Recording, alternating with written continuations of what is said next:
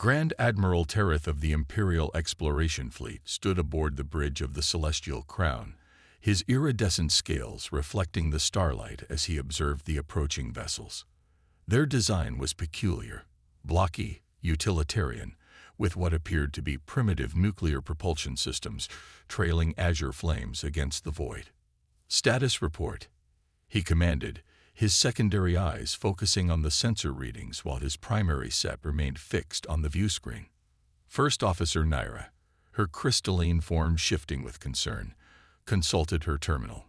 "The vessels appear to be using technology several centuries behind our standard, Admiral.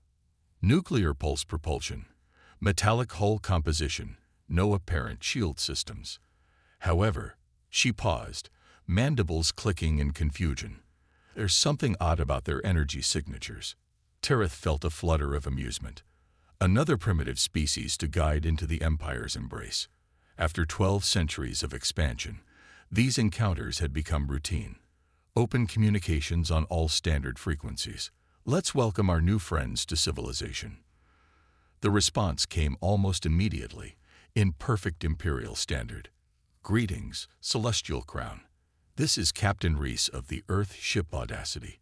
Lovely day for a chat, isn't it?" The casual tone caught Tereth off guard. Most species responded with either fear or excessive formality. "This is Grand Admiral Tereth of the Imperial Exploration Fleet. Your vessels have entered Imperial space using potentially dangerous outdated technology. Prepare to be boarded for safety inspection." A light chuckle came through the comm. "I appreciate the offer, Admiral, but I'm afraid we'll have to decline. Perhaps we could meet somewhere neutral. We have some fascinating discussions ahead of us." Tereth's scales shifted to a deeper purple of annoyance. "Captain Reese, this isn't a request.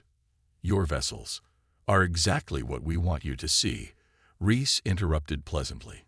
"Tell me, Admiral, have your sensors picked up anything unusual about the space around our ships?" Before Tereth could respond, Naira's crystalline form pulsed with alarm.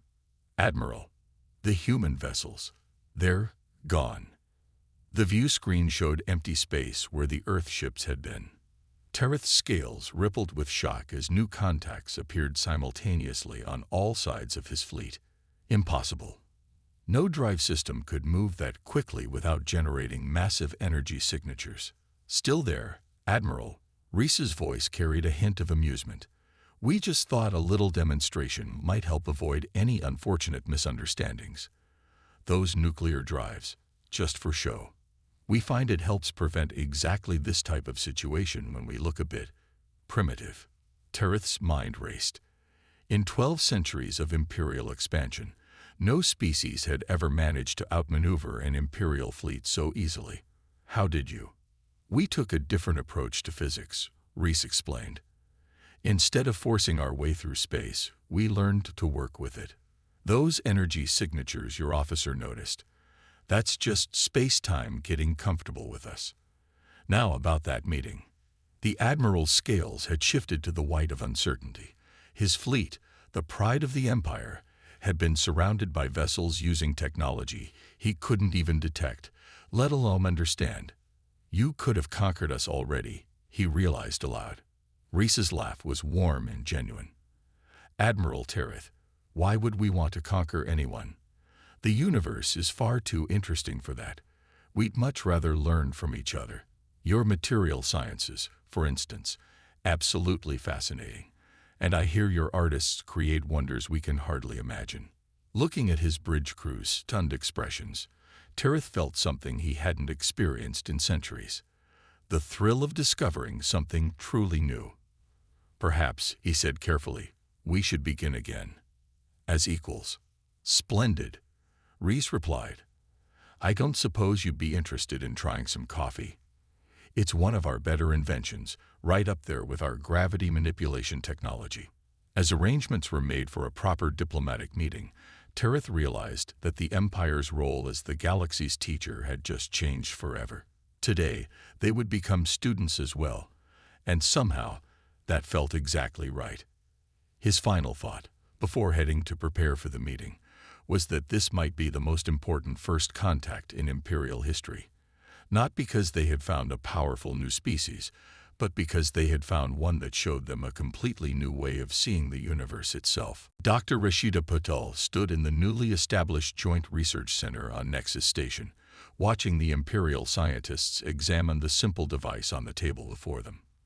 The device, hardly larger than her palm, was deliberately unimpressive, a small metal cube with no visible controls or displays.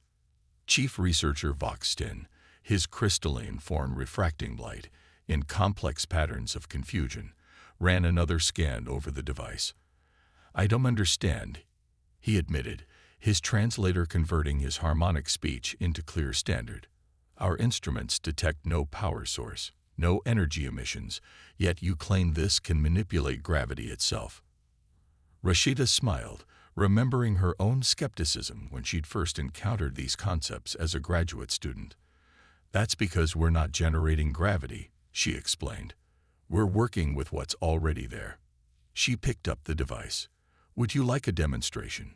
The assembled Imperial scientists, a diverse group including crystalline beings like Voxtin, scaled humanoids, and even a gaseous entity contained in an ornate environmental suit, moved closer. Their advanced sensors and analysis tools were trained on the cube. "The Empire has spent millennia developing increasingly powerful gravity generators," stated senior theorist Mirakel, her scaled form shifting colors with intellectual excitement. "Are you suggesting there's another approach?" "Watch," Rashida said simply. She activated the cube with a thought. Another feature that had baffled the Imperial scientists. The air around them shifted subtly, and suddenly the entire group was floating gently above the floor. Fascinating. Voxtin's crystalline form vibrated with enthusiasm. "But how? Our sensors still detect no energy output." "Because we're not fighting gravity," Rashida explained, letting everyone settle softly back to the floor. "We're asking space-time to change its mind about which way is down. The energy requirement is minimal because space-time does most of the work for us." "Impossible," declared theoretical administrator Zenra, their gaseous form swirling agitatedly in their containment suit. "The power requirements alone only seem enormous because you're thinking about forcing space-time to obey," Rashida interrupted gently. "We learned to stop fighting the universe and start dancing with it instead." She placed the cube on a nearby console. "Your civilization mastered energy manipulation, achieved incredible things by exerting your will on reality. We took a different path. We learned to listen to space-time, to understand its rhythms and patterns." The Imperial scientists exchanged glances, their various forms expressing a mixture of disbelief and dawning understanding. Mirakel was the first to speak. "Show us," she said simply. Rashida grinned. "Better yet, let's work together. Your understanding of energy manipulation combined with our space-time harmonics. Imagine what we could discover." Over the next few hours, Rashida guided the Imperial scientists through human theoretical physics. She watched their initial skepticism transform into excitement as they began to grasp the fundamental differences in approach. Where they had built ever more powerful machines to impose their will on reality, humans had developed technologies that worked in concert with the universe's natural rhythms. "It's like comparing a battering ram to a key," Voxtin observed, his crystalline form glowing with enthusiasm. "We've been trying to break through doors while you've been learning how to unlock them." "Exactly," Rashida beamed. "And your energy manipulation techniques could help us refine our methods in ways we never imagined. The universe isn't just stranger than we imagine. It's stranger than we can imagine." Mirakel finished, her scales shifting to the deep blue of revelation, a human saying, "Yes, perhaps that's why your species took such a different approach. You embraced the strangeness instead of trying to impose order on it." As the discussion continued, more Imperial scientists arrived, drawn by the excitement. They'd brought their own projects and theories, eager to explore how human perspectives might offer new insights. Rashida found herself deeply impressed by their quick grasp of concepts that had taken humanity generations to develop. "You know," she said during a brief break, sipping the imperial equivalent of coffee, a fascinating liquid that changed flavor based on the drinker's thoughts. Some worried that sharing our technology would make us vulnerable. But this exchange of ideas, this combining of different ways of seeing the universe, it's creating something entirely new. Zenra, who had moved from skepticism to enthusiastic participation, swirled thoughtfully in their containment suit. Perhaps that is the greatest discovery of all. Not the technology itself, but the reminder that there are always new ways to perceive reality. Looking around the room at humans and aliens working together, sharing insights and building bridges between their different approaches to understanding the universe, Rashida felt a profound sense of rightness. This was how progress should happen, not through conquest or competition, but through collaboration and mutual respect. "Well," she said, picking up the gravity device, "shall we see what happens when we combine your energy manipulation with our space-time harmonics? I have some theories about faster-than-light travel that might interest you." The excited response from her Imperial colleagues told her that this was just the beginning of a scientific revolution that would transform both civilizations forever. Ambassador Jamal Hassan watched the Imperial Council members file into the Grand Chamber, their diverse forms creating a living tapestry of alien life. The crystalline beings sparkled in the artificial light, while gaseous counselors floated in their ornate containment suits. The serpentine representatives slithered gracefully to their positions, scales shifting colors with their emotions. High Counselor Nexus Beth, her crystalline form glowing with formal authority, called the session to order. "We gather today to discuss the proposed joint development treaty with humanity," she announced, her harmonic tones resonating through the chamber. "Ambassador Hassan, you have the floor." Jamal stepped forward, his simple dark suit a stark contrast to the elaborate ceremonial garments of the imperial dignitaries. "Honored Council," he began, "I bring a proposal not of submission or dominance, but of partnership." He gestured, and a small device on his wrist activated. The chamber's lighting shifted subtly as he demonstrated the latest breakthrough in human-imperial cooperation, a hybrid technology that combined human space-time manipulation with imperial energy control. 3 months ago, this chamber would have required massive power generators to maintain its environmental systems, he explained. Now, using our combined technologies, it operates at 1/10 the energy cost. This is just the beginning. "Impressive," rumbled Counselor Drekthar, his serpentine form coiled in a posture of interest.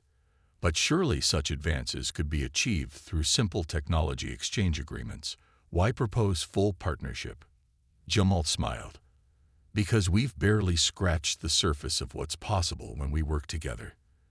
Your civilization has mastered energy and matter in ways we're only beginning to understand. We've developed a different relationship with space-time itself. Apart, we're remarkable. Together."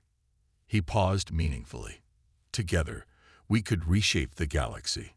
"And what guarantee do we have?" asked Counselor Zixren, her gaseous form swirling with skepticism. "That humanity won't simply take our knowledge and turn against us once the treaty is signed." "An excellent question," Jamal replied. "And I could answer with statistics about trade benefits, or technological advantages, or mutual defense agreements. But instead, let me tell you about my daughter." The chamber grew quiet as Jamal pulled up a holographic image.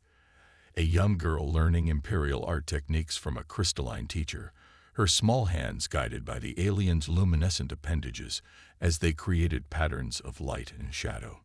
"Last week, she asked me if she could study at the Imperial Academy of Arts when she's older," Jamal continued. "She doesn't see aliens and humans. She sees teachers, friends, and endless possibilities. That's what we're really proposing here, not just a technological partnership, but a future where our children grow up knowing that the differences between us are opportunities, not barriers." High Counselor Nexusveth's crystalline form pulsed with thoughtful light. "You speak of more than just cooperation. You envision true integration between our peoples." "Exactly," Jamal confirmed. "The universe has shown us that there are countless ways to exist, to think, to create. Why should we limit ourselves to just one perspective? The debate continued for hours, with counselors raising questions about cultural preservation, technological safeguards, and economic implications. Jamal addressed each concern not with defensive arguments, but with examples of how diversity had already enriched both civilizations. Finally, Nexus-Feth called for a vote. The chamber hummed with tension as each counselor registered their decision. When the results appeared, Jamal felt a surge of emotion. The treaty had passed with an overwhelming majority. "Let it be recorded," Nexus-Feth declared, her form blazing with ceremonial light, "that on this day, the Imperial Council votes to enter into full partnership with humanity, marking the beginning of a new era for both our peoples." As the chamber erupted in discussion, Jamal received a message from Earth. His daughter had just been accepted into a pilot program for young artists at the Imperial Academy. Looking at her excited face in the hologram, he knew that the future they were building was already taking shape, one connection at a time. Captain Samira Rodriguez watched from the bridge of the Earth ship Harmony as the Joint Human-Imperial Task Force assembled for their first combined training exercise. The sleek, artistic lines of Imperial vessels contrasted beautifully with the more utilitarian human ships, creating an unprecedented formation in deep space. "All ships report ready, Captain," announced Lieutenant Marcus Wong, his fingers dancing over the holographic controls. "Imperial Command Vessel Starweaver is requesting final confirmation." Samira straightened her uniform. "Signal our readiness. Let's show our new allies what synchronized operations really look like." The exercise's objective was ambitious: defend a civilian station against a simulated attack while coordinating two radically different approaches to space combat. The Imperial ships relied on overwhelming force and energy manipulation, while human vessels used their space-time harmonics to achieve seemingly impossible maneuvers. Simulation beginning, came the voice of Imperial Commander Kethlon. Unknown hostile forces detected approaching from multiple vectors. The void erupted with activity as automated drones launched their attack. Imperial vessels responded with dazzling displays of energy weapons, their shields blazing against simulated impacts. Meanwhile, human ships seemed to dance through space itself, appearing where they were needed most without any visible means of propulsion. "Fascinating approach," Kethlon commented, as the Harmony seamlessly relocated to cover an Imperial cruiser's blind spot. "Your vessels move like thoughts rather than machines. And your energy control is incredible," Samira replied, watching an Imperial destroyer redirect an entire salvo of incoming fire back at the attackers. "Together, we're writing a whole new book on space combat." The exercise continued, with both fleets learning to complement each other's strengths. Imperial ships provided the raw power and energy manipulation that human vessels lacked, while human ships used their space-time manipulation to create opportunities the Imperial vessels could exploit. "Hostile drone approaching station, Sector 7, Marcus reported. "Too fast for Imperial interceptors to reach in time." "Permission to demonstrate our latest innovation?" Samira asked Kethlon. "Granted with great interest," came the reply. Samira nodded to her tactical officer. "Activate the hybrid defense system." The space around the civilian station rippled as human space-time manipulation combined with Imperial energy technology. The attacking drone suddenly found itself moving through what appeared to be normal space, but was actually a carefully crafted loop. It emerged behind the defense line, where Imperial weapons easily neutralized it. "Extraordinary," Kethlon exclaimed. "You've adapted our energy matrices to work with your space-time manipulation." "Joint development project," Samira explained as her crew coordinated another combined maneuver. "Your engineers helped us understand how to stabilize the effect. We call it the Mobius defense. The attacker never actually reaches their target because space itself redirects them." As the exercise progressed, both fleets began developing new tactics on the fly, combining their technologies in ways neither side had anticipated. Imperial ships learned to use human space-time distortions to enhance their weapon effectiveness, while human vessels used Imperial energy techniques to extend their range of space-time manipulation. "I must admit," Keflon said as the final drone was neutralized, "when this joint training was proposed, many of my officers were skeptical. They wondered what we could learn from a younger civilization." "And now?" Samira asked, watching the combined fleet move through their cool-down maneuvers with practiced coordination. "Now we understand that age does not equal wisdom. Your different perspective has shown us possibilities we never imagined. Though I am curious, why do your ships maintain such simple designs when you're capable of such sophisticated operations?" Samira laughed. "We learned early on that looking harmless has its advantages. Besides, we prefer to let our actions speak for themselves." As the fleets began their return to base, Samira received a priority message from Earth Command. A group of pirates had been detected threatening a remote colony. Both human and Imperial ships were being requested to respond.